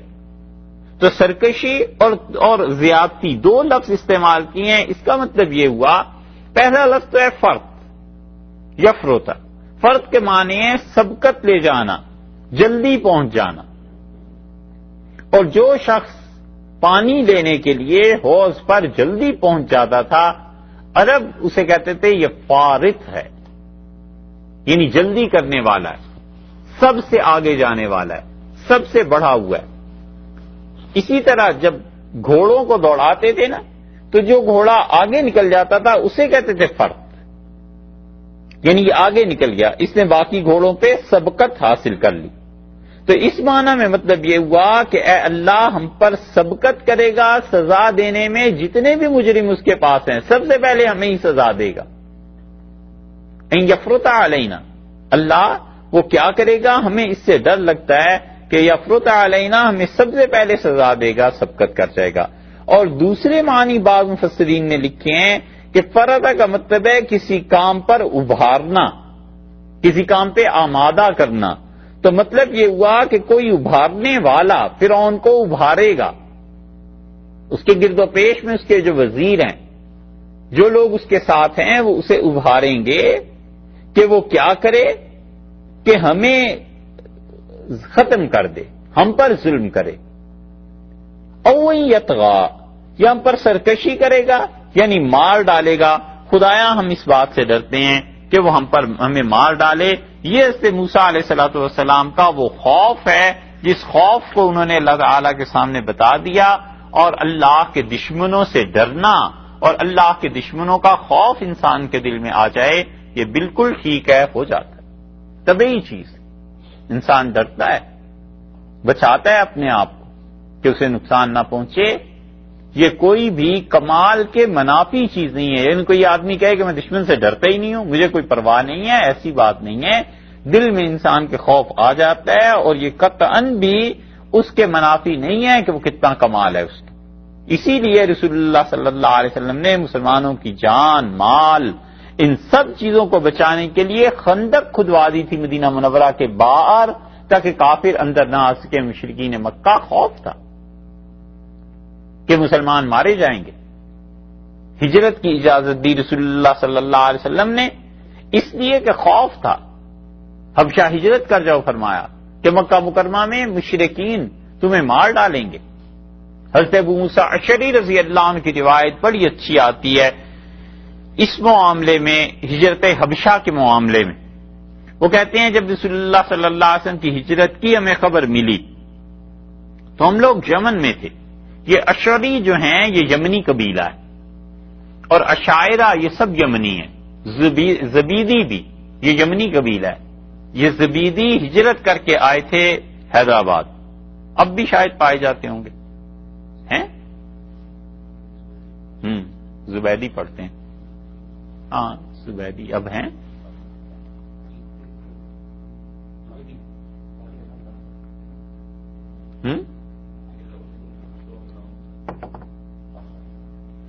ہوتا ہے نام،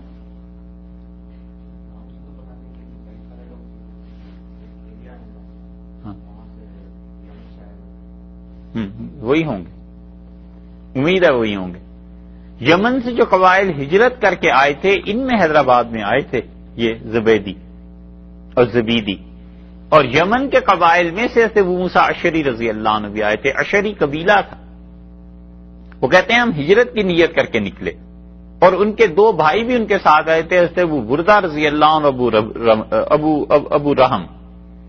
اور وہ کہتے ہیں حضرت موسیٰ رضی اللہ عنہ کہ میں ان میں چھوٹا تھا، اور مسلمان بھی آئے، اور ہم مدینہ منورہ آنے کے لیے جب کشتی پہ سوار ہوئے تو 50 آدمی تھے، لیکن دریا میں ایسا ہوا سمندر میں کہ وہ کشتی بجائے اس کے کہ مدینہ منورہ کے قریبی ساحل پر لاتی وہ حبشہ پہنچ گئی۔ اور ہماری ملاقات وہاں سے جعفر رضی اللہ عنہ سے ہوئی، اور ہم وہاں ٹھہرے رہے یہاں تک کہ ہم سب نے پھر اکٹھے مدینہ منورہ ہجرت کی، اور رسول اللہ صلی اللہ علیہ وسلم اس وقت خیبر کو فتح کر چکے تھے۔ تو کچھ مسلمان ہم سے کشتی کے ذریعے آنے والوں سے کہنے لگے کہ ہم نے تم سے پہلے ہجرت کی ہے، ہم تو کشتی میں آئے تھے۔ تو ادھر جو مسلمان تھے وہ کہنے لگے کہ ہم نے مکہ مکرمہ سے جو ہجرت کی ہے تم سے پہلے آ گئے۔ اور یہ حضرت اسماء رضی اللہ عنہا بھی ان میں سے تھیں جو مدینہ منورہ آئی تھیں کشتی پہ ہجرت کر کے، اور وہ ام المومنین حضرت حفصہ رضی اللہ عنہا کے گھر بیٹھی ہوئی تھیں۔ تو اسی اثنا میں حضرت عمر رضی اللہ عنہ آ گئے۔ یہ صحیح بخاری میں جو حدیث آئی ہے، یہ خود اپنا قصہ بیان کرتے ہیں ہجرت کا اور ڈر کا اور خوف کا، اور وہ کہتے ہیں اس عمر رضی اللہ عنہ آئے اور انہوں نے پوچھا اپنی بیٹی سے کہ یہ کون ہے عورت، تمہارے ساتھ کون بیٹھا ہوا ہے؟ آدمی پوچھتا ہے گھر میں جاتا ہے کہ بھئی کون مہمان آئے، تو انہوں نے عرض کیا کہ یہ حضرت اسماء بنت امیس ہیں۔ حضرت عمر رضی اللہ عنہ نے انہیں ذرا مزاح میں تنگ کرنے کی خاطر فرمایا اچھا یہ وہی ہیں جو حبشہ سے ہجرت کر کے آئی ہیں، سمندر کے راستے سے آئی تھی، یہ وہ اسماء ہے؟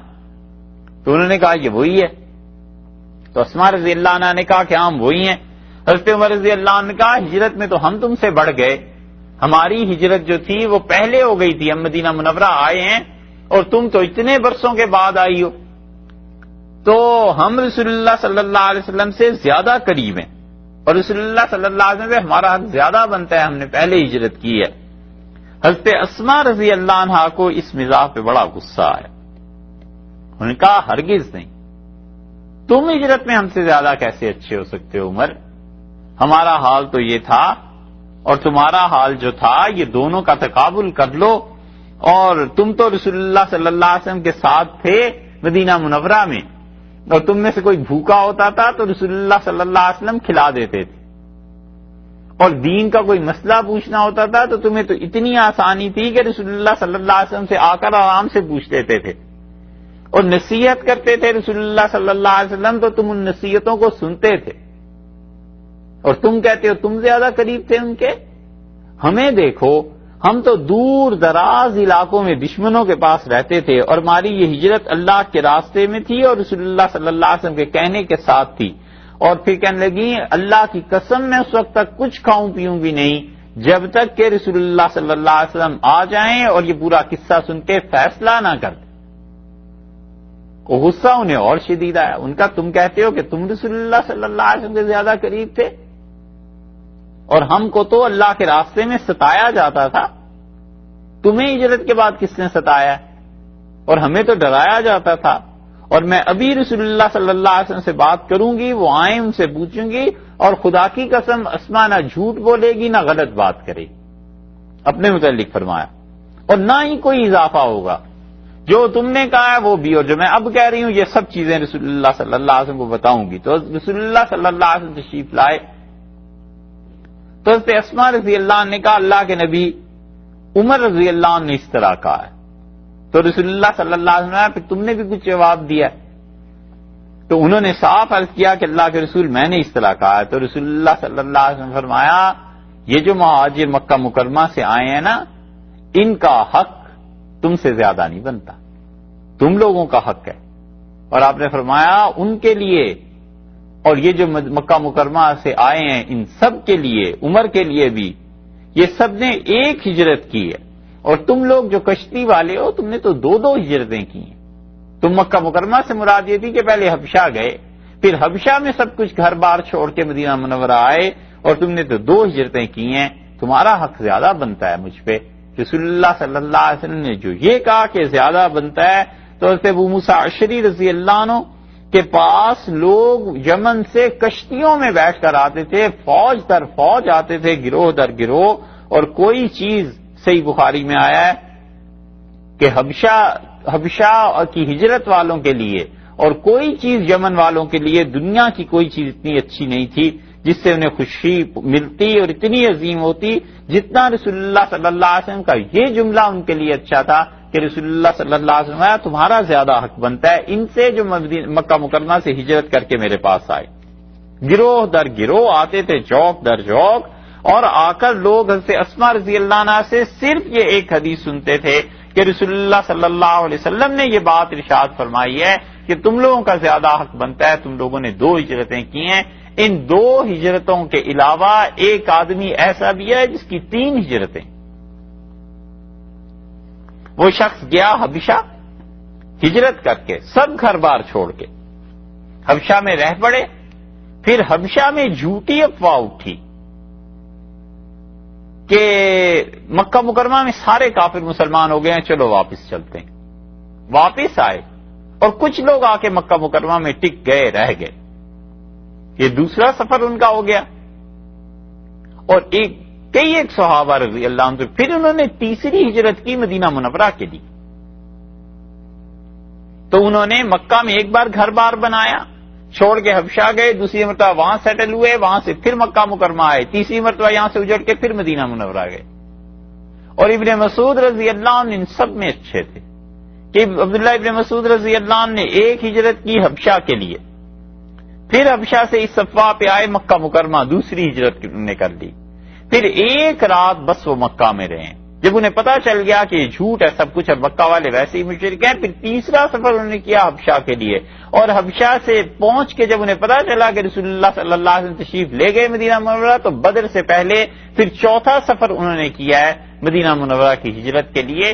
اس لیے ان سے پوچھنا چاہیے کہ کتنی مرتبہ گھر بنایا, رہنے کی جگہ بنائی, ٹھکانہ بنایا, اور کتنی مرتبہ گھر اپنا چھوڑنا پڑا. یہ سب اللہ کی راہ میں تھا. اس لیے یہ لوگ ایک سے ایک عظیم چیز ہے جو ان تک پہنچی.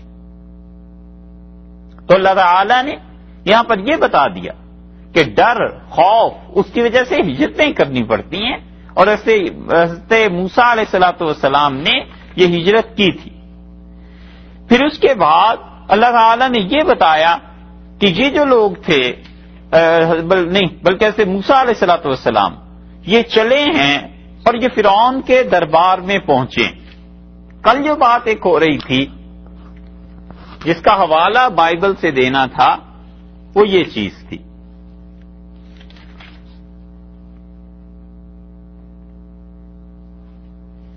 کہ اللہ تعالیٰ نے اس سے موسیٰ علیہ الصلوۃ والسلام کو جو 2 معجزات دیے تھے, اس میں 22 نمبر آیت میں ایک بات آئی ہے کہ اللہ تعالیٰ نے ارشاد فرمایا وَضْمُمْ يَدَكَ إِلَىٰ جَنَاحِكَ, اور آپ اپنے ہاتھ کو اپنے گریبان میں ڈال دیجئے.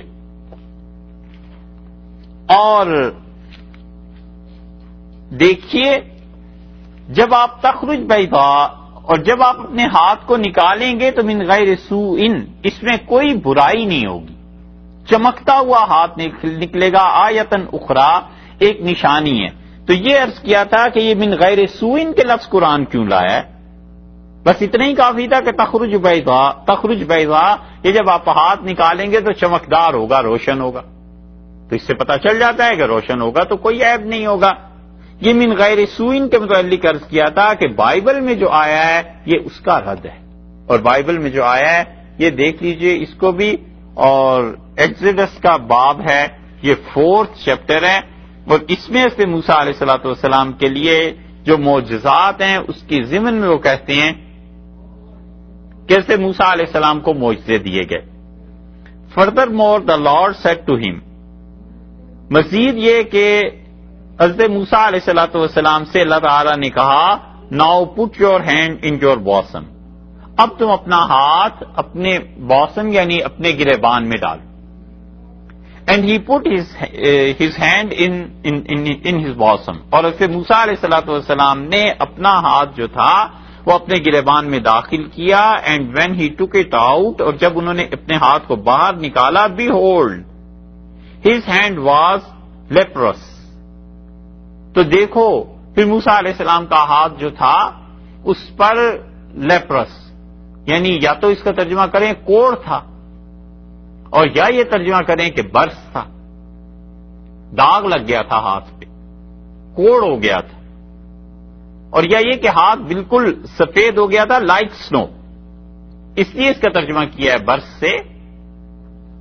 برس سمجھتے ہیں نا, سفید داغ جو پڑ جاتے ہیں جسم کو, کیونکہ آگے آ گیا لائک سنو, جیسے کہ برف تھی سفید, ایسا اس کا ہاتھ سفید ہو گیا تھا, عیب لگ گیا تھا. اینڈ ہی سیڈ, اور پھر کہا put your hand in your باسم اگین, اللہ تعالی نے کہ اپنا ہاتھ دوبارہ اپنے گریبان میں ڈالو. So he put his hand in his bosom again, اور انہوں نے دوبارہ اپنا ہاتھ گریبان میں داخل کیا. اینڈ ڈرو اٹ آؤٹ آف ہز باسم, اور پھر جب ہاتھ نکالا, اینڈ بی ہولڈ, اور دیکھو it was restored like his other flesh, اور پھر یہ ان کا ہاتھ ایسا تھا جیسے دوسرا ہاتھ ہو گیا تھا, ٹھیک ہو گیا.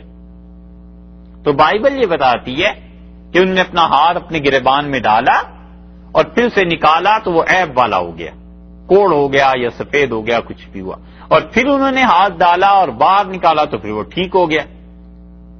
تو قرآن یہ بات نہیں تسلیم کرتا. قرآن یہ کہتا ہے کہ حضرت موسیٰ علیہ الصلوۃ والسلام کو ہم نے یہ ایک معجزہ دیا تھا، اور ظاہر ہے معجزہ جو ہوتا ہے وہ اس لیے تھوڑا ہی ہوتا ہے کہ انبیاء علیہ السلام میں کوئی عیب پیدا ہو جایا کرے، وہ تو ان کی عزت، شرف، کرامت، ان کی بزرگی کے اظہار کے لیے ہوتا ہے، تاکہ جو بھی معجزہ دیکھے وہ سمجھ جائے کہ یہ آدمی اتنا بڑا ہے، اللہ نے اس کا اتنا اعزاز، اتنا اکرام، اتنی اللہ نے اس پہ مہربانی کی. اس لیے اللہ نے یہاں پر فرمایا کہ تخرج بیضاء من غیر سوء آیۃ اخری، اور ہم نے انہیں کہا کہ آپ اپنا ہاتھ نکالیے، ہم نے کہا اپنا ہاتھ ڈالیں جیب میں 22 نمبر آیت میں. تو یہاں پر ایک ہی مرتبہ ذکر ہے، تورات میں 2 مرتبہ ذکر ہے، ایک مرتبہ ہاتھ نکالا، پھر باہر نکالا، پھر وہ عیب والا ہو گیا، پھر ڈالا، پھر نکالا تو ٹھیک ہو گیا. 2 واقعات ہو گئے. اللہ تعالیٰ نے بتایا ہے قرآن میں کہ ایک ہی واقعہ ہوا ہے، اور وہ بھی ایسے ہوا ہے کہ وَضْمُمْ يَدَكَ إِلَىٰ جَنَاحِكَ، ہم نے کہا آپ اپنے دستے مبارک کو اپنے گریبان میں ڈال دیجئے، تخرج بیضاء من غیر سوء، اور پھر نکالیں گے آپ اسے چمکتا ہوا، روشن، چمکدار ہاتھ نکلے گا. یہ ہماری طرف سے ایک نشانی تھی جو انہیں دی گئی. من غیر سوء، ان کے ہاتھ میں کوئی عیب نہیں تھا. آیۃ اخری، یہ دوسرا معجزہ تھا جو ہم نے دیا. تو معجزہ بنتا ہی اس وقت ہے جب اس معجزے کی وجہ سے کافروں کو یہ پتا چلے کہ یہ اللہ کا اتنا بڑا بندہ ہے، خدا نے اس کے لیے ایک ایسی عجیب و غریب چیز کر دی ہے جو ہماری عقل سے بھی اوپر کی بات. اگر یہ کوڑ ہو جاتا علیہ باللہ تو یہ نبوت کا پھر کیا معاملہ ہوا؟ نبوت تو ان کے لیے مزید نقصان کا باعث بن گئی نا. اس لیے یہ وہ رد تھا جو عرض کیا تھا کل بھی اور آج بھی. اچھا، ہم بات کر رہے تھے کل جہاں تک پہنچے تھے کہ وہ دونوں حضرات گئے اور انہوں نے جا کر آیت نمبر 47 میں یہ بات آئی تھی کہ اللہ تعالیٰ نے ارشاد فرمایا کہ فاتیاہ فقولا انا رسول ربک، تم دونوں جاؤ ان کے پاس، حضرت موسیٰ علیہ الصلوۃ والسلام اور حضرت ہارون علیہ الصلوۃ والسلام، یہ دونوں مراد ہیں. تم دونوں جاؤ اس کے پاس یعنی فرعون کے پاس، اور اسے کہو فارسل معنا بنی اسرائیل، ہمارے ساتھ بنی اسرائیل کو بھیج دے. یہ بنی اسرائیل کو بھجوانا تھا اصل میں کنعان سے یہ آئے تھے جو شام کا ایک صوبہ تھا، اور آنا ہوا تھا جب یوسف علیہ الصلوۃ والسلام پہلے بھائیوں کے ہاتھوں وہاں پہنچے، پھر انہوں نے اپنے والد سے یعقوب علیہ السلام کو بلا لیا، پھر وہ وہاں چلے گئے. تو یہ مدتوں وہاں رہتے رہے، کئی 100 برس تک رہتے رہے. گئے تھے تو کتنے 70-80 آدمی تھے، اور اب موسیٰ علیہ السلام کے زمانے میں جب نکلے ہیں تو یہ کئی لاکھ تھے، 6 لاکھ سے زیادہ تھے اس وقت جب یہ نکلے. وہ خاندان آگے بڑھتا چلا گیا. تو اب جا کر انہیں کہو، لیکن حکومت چونکہ فرعونہ کی تھی تو فرعون جو تھے انہوں نے انہیں اپنا ایک طرح کا بالکل غلام بنا لیا تھا، ظلم کرتے تھے ان لوگوں پہ. اسی لیے تو 1 سال ایسا آتا تھا جب قتل کر دیتے تھے، پھر 2-4 سال کے بعد پھر قتل کر دیتے تھے ان کے بچوں کو، ان کے لڑکوں کو. اور چھوڑتے تھے تو اس لیے چھوڑ دیتے تھے کہ ساری ان کی نسل ختم نہ ہو جائے، وگرنہ ہماری خدمت کون کرے گا؟ اللہ نے فرمایا ان کے سامنے جا کے بات رکھو اور ان سے کہو فرعون سے اس کے ماننے والوں کے فارسل معنا بنی اسرائیل، بنی اسرائیل کو ہمارے ساتھ بھیج دو، ولا تعذبہم. اور دیکھیے ایک بات یہ بھی ہے بنی اسرائیل کے متعلق کہ بنی اسرائیل کو تو عذاب نہ دے، بنی اسرائیل کو تنگ نہ کر، بنی اسرائیل کو ستا مت. قد جئناک بآیۃ من ربک، ہم پروردگار کی طرف سے تیرے پاس معجزہ لے کر آئے ہیں. یہاں کسی ایک خاص معجزے کا ذکر نہیں کیا، بلکہ مراد یہ تھی کہ معجزات لے کے آئے ہیں، جو بھی معجزہ ہے تو سب دیکھ سکتا ہے. والسلام علی من اتبع الہدی، اور اللہ کی سلامتی ہو اس پہ جو ہدایت کی پیروی کرے، صحیح راہ پر جو چلتا ہے اس پہ خدا کی سلامتی.